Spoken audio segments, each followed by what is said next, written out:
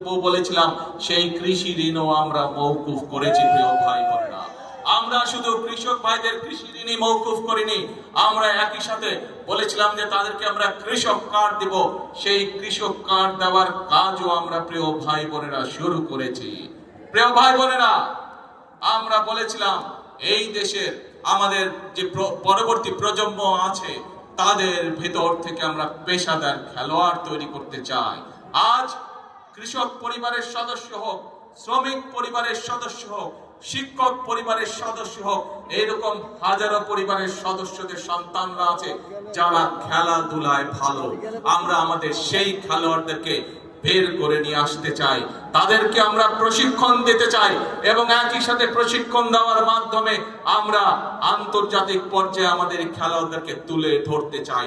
এবং তারই অংশ হিসাবে শহীদ রাষ্ট্রপতি জিয়াউর রহমান যেমন এই দেশের শিশুদের ভিতর থেকে